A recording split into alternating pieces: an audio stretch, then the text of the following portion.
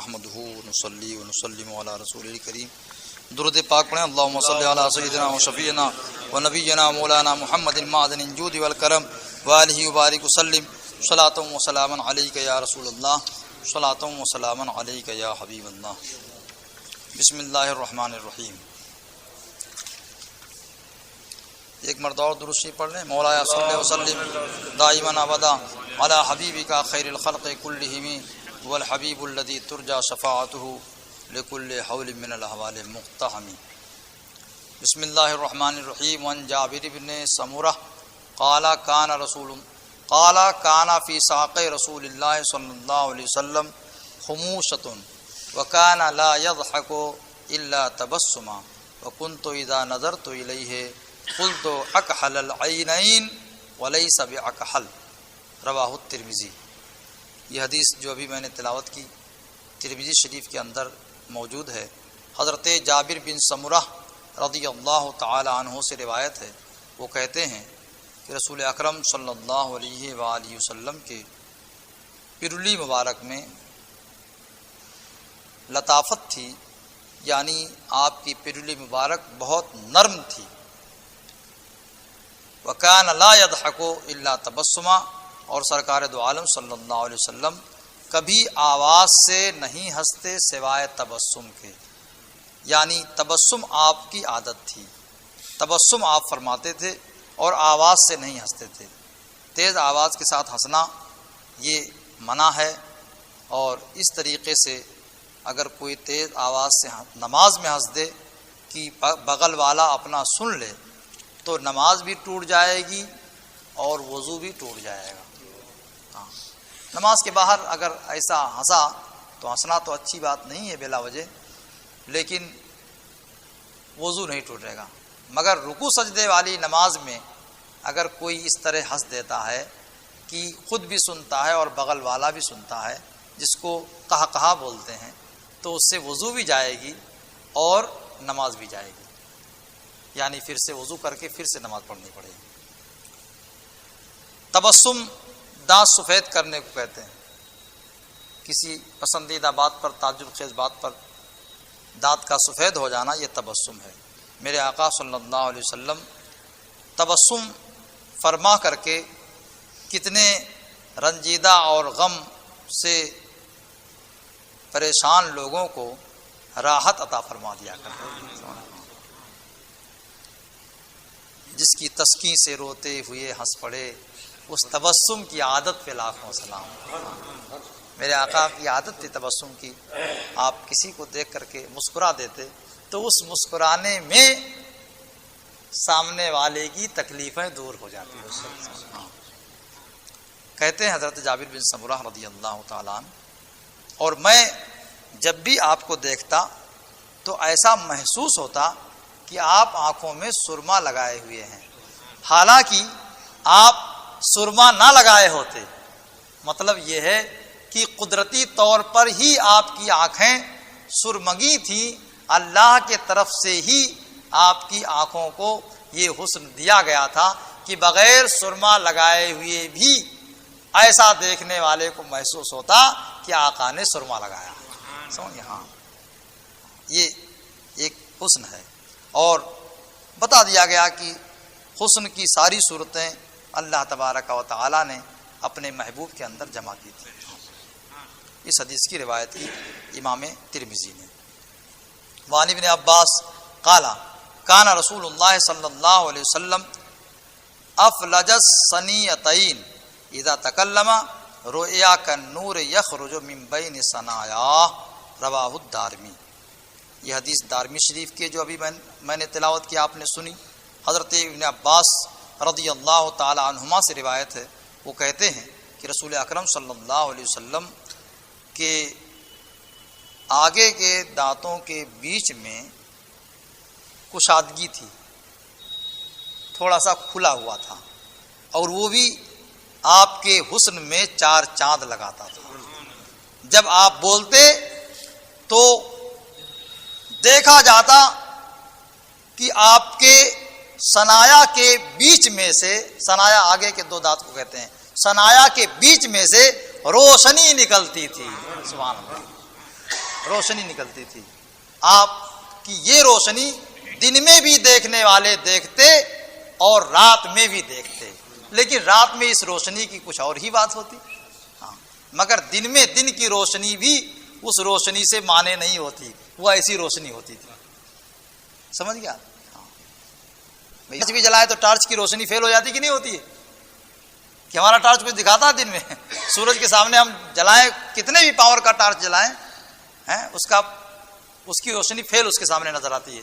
مگر صحابی رسول کے اس بیان سے واضح ہو گیا کہ دن میں بھی آپ بات کرتے یا آپ مسکراتے تو وہ جو چھوٹی سی نورانی کھڑکی کے مانند جگہ تھی اس سے نور کی کرنیں پھوٹتی تھیں. ہاں، نور کی کرنیں پھوٹتی تھیں. اعلیٰ حضرت رضی اللہ تعالیٰ عنہ نے ایک شعر میں اس کو یوں فرمایا ہے: سوزنے گم شدہ ملتی ہے تبسم سے تیرے. سوزن کہتے ہیں سوئی کو، اور یہ واقعہ آپ نے سنا ہوگا. ماں عائشہ صدیقہ رضی اللہ تعالیٰ عنہ کپڑا سل رہی تھی اور سوئی جو ہے رات کی تاریکی میں گم ہو گئی تھی، تلاش رہی تھی. اتنے میں میرے آقا صلی اللہ علیہ وآلہ وسلم تشریف لائے اور فرمایا: عائشہ کیا کر رہی ہو؟ جیسے ہی میرے آقا صلی اللہ علیہ وسلم کے دہانے مبارک کھلے، منہ مبارک آپ نے کھولا تکلم کے لیے، ایسی روشنی پھوٹی کہ انہوں نے گم شدہ سوئی کو پا لیا. سبحان اللہ. تو اعلیٰ حضرت رضی اللہ تعالیٰ عنہ کہتے ہیں سوزنے گم شدہ یعنی گم اور کھوئی ہوئی سوئی کو آپ کے تبسم سے جو ہے ماں عائشہ نے پا لیا. سوزنے گم شدہ ملتی ہے تبسم سے تیرے، رات کو صبح بناتا ہے اجالا تیرا. رات کو صبح بناتا ہے اجالا تیرا. ہاں، وہ یہ تاریکی جو ظاہری تاریکی ہے وہ تاریکی بھی چھٹتی ہے، چھٹ جاتی ہے میرے آقا کے تبسم سے، اور میرے آقا کے تبسم سے جو انسان کی مصیبت کی تاریکی ہے وہ بھی دور ہو جاتی ہے. میرے آقا ایک نظر اگر مسکرا کر کے ہمارے اوپر ڈال دیں تو ہمارا یقین کہہ رہا ہے کہ ہماری ساری تکلیفیں دور ہو جائیں. آقا کو راضی کرنے کی ضرورت ہے. آقا اگر راضی ہو گئے تو ساری مصیبتیں کافور ہو جائیں گی. اللہ تعالی مصطفیٰ جان رحمت صلی اللہ علیہ وسلم کے صدقے میں ہمارے تمام بھائیوں بہنوں کو مہلک بیماریوں سے خصوصاً سوائن فلو سے محفوظ رکھے. وعن کعب بن مالک قال کان رسول اللہ صلی اللہ علیہ وسلم اذا سر استنار وجهه حتى كأن وجهه قطعة قمر وكنا نعرف ذلك. متفق علیہ. سبحان اللہ. یہ حدیث بھی بخاری میں بھی آپ کو ملے گی اور مسلم میں بھی ملے گی. حضرت کعب بن مالک رضی اللہ تعالیٰ عنہ سے روایت ہے، وہ کہتے ہیں کہ رسول اکرم صلی اللہ علیہ وسلم کو جب کوئی چیز پسند آتی، کوئی بات آپ کو پسند آتی، کوئی بات یا کوئی کام آپ کو پسند آتا تو سبحان اللہ ہم کو یہ معلوم کرنے کی ضرورت نہیں پڑتی تھی کہ آقا کو یہ بات پسند آئی کہ نہیں. جب کوئی بات پسند آتی تھی تو ہم کو یہ پوچھنے کی ضرورت نہیں پڑتی کہ یا رسول اللہ جو ہم نے یہ کیا بات اچھی ہے کہ نہیں. نہیں، آپ کا چہرہ ایسا جگمگا اٹھتا جیسے کہ محسوس ہوتا کہ چاند کا ایک ٹکڑا ہے. سبحان اللہ. ہاں، کہتے ہیں وہ صحابی کہ ہم اس کو پہچان لیتے تھے، ہم پہچان لیتے اور سمجھ جاتے کہ آقا صلی اللہ علیہ وسلم اس وقت جو ہے ہمارے اس عمل سے، ہماری اس بات سے خوش ہو گئے. تو آپ انشاءاللہ اللہ کو راضی کرنے کے لیے آقا کے آنکھوں کو ٹھنڈک پہنچانے کی نیت سے نماز کے لیے کھڑے ہوں گے تو انشاءاللہ تبارک و تعالی آقا ہم سے دور نہیں ہیں. ان کے چہرے پر جو ہمارے اس نماز کی وجہ سے چمک پیدا ہوگی، اس چمک میں ہمارا ایمان بھی چمکے گا انشاءاللہ. ہاں، اس لیے ہمیں نمازوں کے معاملے میں سستی اور کاہلی نہیں کرنی چاہیے. مسجدوں کو آباد رکھیں. عورتیں اور وہ بوڑھے جو مسجدوں تک نہیں آ سکتے ہیں اپنے گھروں کو نمازوں سے آباد رکھیں، یا جو مسجدوں سے بہت دور ہیں وہ بھی یہ بہانہ بنا کر کے نماز نہ چھوڑیں کہ مسجد دور ہے. مسجد دور ہے، اگر مسجد نہیں آ سکتے، اتنے دوری پر آپ ہیں، تو آپ نے گھر پہ ہی نماز پڑھیے. نماز، سبحان اللہ، میرے آقا صلی اللہ علیہ وسلم نماز بھی لائے اور اس کو سب کے لیے عام بھی کر دیا. کیسے عام کیا جانتے ہیں؟ میرے آقا بڑے کریم ہیں، سب کے لیے رحمت ہیں. ایسے عام کیا، فرماتے ہیں جعلت لی الارض مسجدا، میرے لیے پوری روئے زمین مسجد بنا دی گئی ہے. جہاں سجدہ کرو وہی آپ کی مسجد ہے. سبحان اللہ. سمجھ گیا؟ تو اگر مسجد میں پہنچ سکتے ہیں تب تو جماعت کی حاضری آپ کی ضروری ہے، اور اگر مسجد میں نہیں پہنچ سکتے ہیں تو جہاں پڑھیں وہی آپ کے لیے مسجد ہے، وہی سجدہ گاہ ہے. پہلے کے نبیوں کے امتیوں کے لیے کچھ قاعدے تھے کہ وہ عبادت گاہ ہی میں نماز پڑھ سکتے تھے، اور ہمارے لیے تو جہاں مصلی بنائیں، بچھا دیں، وہی ہماری عبادت گاہ ہو جائے. اس لیے نماز جیسی نعمت کو نہ جانے دیں. اس میں اللہ کی بھی رضا ہے اور اس کے حبیب کے آنکھوں کی ٹھنڈک ہے. اور میرے آقا کی آنکھوں کی ٹھنڈک جب کسی چیز سے حاصل ہوتی تو آقا کا چہرہ دمکنے لگتا، چمکنے لگتا. ایسے تو روشن تھا ہی، اس میں اور 4 چاند لگ جاتا. وعن انس ان غلاما یہودیا کان یخدم النبی صلی اللہ علیہ وسلم فمرض فاتاه النبی صلی اللہ علیہ وسلم يعوده فوجد اباه عند راسه يقرأ التوراة فقال له رسول الله صلی اللہ علیہ وسلم یا یہودی انشدك بالله الذي انزل التوراة على موسى هل تجد في التوراة نعتي وصفتي ومخرجي؟ قال لا. قال الفتى بلى والله يا رسول الله انا نجد لك التوراة نعتك وصفتك ومخرجك واني اشهد ان لا اله الا الله وانك محمد رسول الله صلى الله عليه وسلم. فقال النبي صلى الله عليه وسلم لاصحابه اقيموا هذا من عند راسه، اقیموا هذا من عند راسه ولو اخاکم، رواہ البیہقی فی دلائل النبوہ.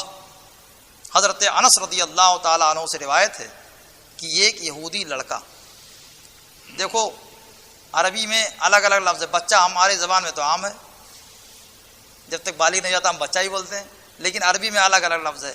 بالکل چھوٹا بچہ دودھ پیتا ہے تو اس کو رضی بولتے ہیں، رضیع. ہاں، اور اس سے جب بڑا ہوتا ہے تو اس کو سبی بولتے ہیں. سمجھ گیا؟ اور دودھ چھوڑ دیتا ہے تو اس کو جو ہے الگ لفظ سے یاد کرتے ہیں. اور سمجھداری کے قریب ہو جاتا ہے لیکن بالغ نہیں ہوا ہے تو اس کو غلام بھی بولتے ہیں. تو وہ بچہ یہودی کا جو تھا وہ ابھی بالغ نہیں ہوا تھا لیکن سمجھدار تھا.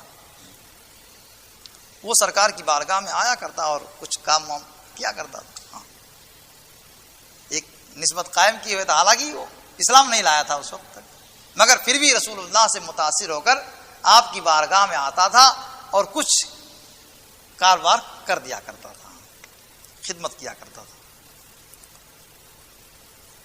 ایک مرتبہ بیمار ہو گیا تو رسول اکرم صلی اللہ علیہ وسلم سمجھ گئے کہ آتا نہیں ہے. کچھ عرصہ گزر گیا، وہ آتا تھا بار بار خدمت کے لیے، اب نہیں آتا تو کوئی بات ہوگی، معلوم کیا، پتہ چلا کہ بیمار ہے. تو نبی پاک صلی اللہ علیہ وسلم اس کے پاس آئے اس کی عیادت کے لیے. تو آپ نے اس کے باپ کو اس کے سر کے پاس بیٹھا ہوا پایا جو توریت کی تلاوت کر رہا تھا. وہ یہودی توریت کی تلاوت کر رہا تھا. اس کا مطلب یہ کہ یہودیت میں بھی، مذہب یہود میں بھی توریت کی تلاوت موت کے وقت کرتے تھے اور توریت کا احترام وہ اپنے حساب سے کرتے تھے. ہمارے ہاں انتقال کے قریب میں قرآن مقدس کی تلاوت کی جاتی ہے، سورہ یاسین شریف، سورہ رات شریف اور دوسری صورتیں، اس سے آسانی ہوتی جانچنے میں. تو وہ تلاوت کر رہا تھا توریت کی.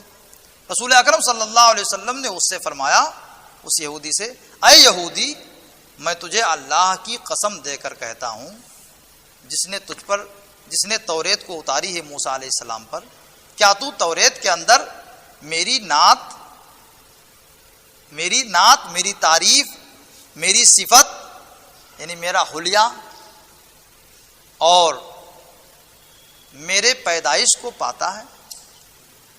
کیا توریت میں یہ سب میرا ذکر موجود ہے؟ تو توریت کا جو تلاوت کرنے والا تو توریت پڑھتا ہے، تو کیا اس میں میرے بارے میں کچھ پاتا ہے؟ تو اس نے کہا نہیں، جھوٹ بول دیا ہو، حالانکہ وہ پڑھتا تھا۔ اس نے کہا نہیں، تو نوجوان جو بیمار پڑا تھا وہی غلام جس کے پاس میرے آقا آئے تھے وہ بول پڑا، بلا کیوں نہیں، کیوں جھوٹ بول رہا اپنے باپ کو؟ کہتا ہے کیوں نہیں یا رسول اللہ، ہاں خدا کی قسم یا رسول اللہ، ہم پاتے ہیں توریت میں آپ کی نعت کو اور آپ کی صفت کو اور آپ کے پیدائش کے تذکرے کو۔ ہاں توریت میں سب آپ کی خوبیاں موجود ہیں، ہم اسے پاتے ہیں، اور اللہ نے اس کو اسی محبت کا صلہ دیا کہ آخری دم میں ایمان بھی نصیب ہو گیا۔ کہتا ہے وَإِنِّي أَشْهَدُ أَن لَا إِلَٰهَ إِلَّا اللَّهُ، اور بے شک میں گواہی دیتا ہوں کہ اللہ کے سوا کوئی عبادت کے لائق نہیں، وَإِنَّكَ رَسُولُ اللَّهِ، اور بے شک آپ اللہ کے رسول ہیں۔ ایمان لے آیا وہ بچہ۔ جب ایمان لے آیا تو اب ایمان سے بڑھ کر کون رشتہ ہے؟ اب جو ہے میرے آقا صلی اللہ علیہ وسلم نے صحابہ سے کیا کہا جو آپ کے ساتھ تھے؟ نبی پاک صلی اللہ علیہ وسلم نے اپنے اصحاب سے فرمایا اقیموا ھذا من عند راسی، اس کو ہٹاؤ اس کے سر کے پاس سے، اس یہودی کو ہٹاؤ یہاں سے،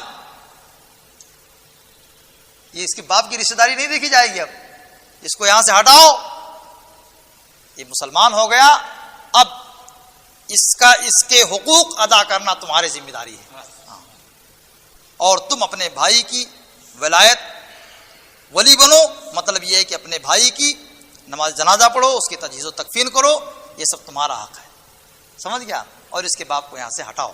باپ کی رشتہ داری ختم ہوئی، اسلام میں آ گیا تو سارے مسلمانوں کا رشتہ دار ہو گیا، سمجھ گیا؟ ہاں ایمان کی رشتہ داری یہ سب سے بڑی رشتہ داری ہے۔ رواہ البیہقی، اس حدیث کی روایت کی امام بیہقی نے دلائل النبوہ کے اندر۔ وعن ابی ہریرہ عن النبی صلی اللہ علیہ وسلم انہ قال انما انا رحمت مہداہ، رواہ الدارمی۔ حضرت ابو ہریرہ سے روایت ہے، وہ نبی پاک صلی اللہ علیہ وسلم سے روایت کرتے ہیں، حضور اکرم صلی اللہ علیہ وسلم نے ارشاد فرمایا میں اللہ کی طرف سے تمہارے لیے رحمت ہوں اور تمہارے لیے تحفہ ہوں۔ سبحان اللہ، رب اعلیٰ کی نعمت پہ اعلیٰ درود، حق تعالیٰ کی منت پہ لاکھوں سلام۔ اسی کو اعلیٰ حضرت نے اپنے اس شعر میں نبھایا ہے کہ میرے آقا صلی اللہ علیہ وسلم اللہ کی طرف سے ہمارے لیے بہت بڑی نعمت ہیں، اور اللہ نے اپنے حبیب کو ہم میں بھیج کر کے بہت بڑا احسان فرمایا، اس احسان پر لاکھوں سلام، اس منت پر لاکھوں سلام۔ تو میرے آقا نے خود فرمایا کہ میں رحمت ہوں تمہارے لیے اور تمہارے لیے ایک تحفہ ہوں اللہ کی طرف سے۔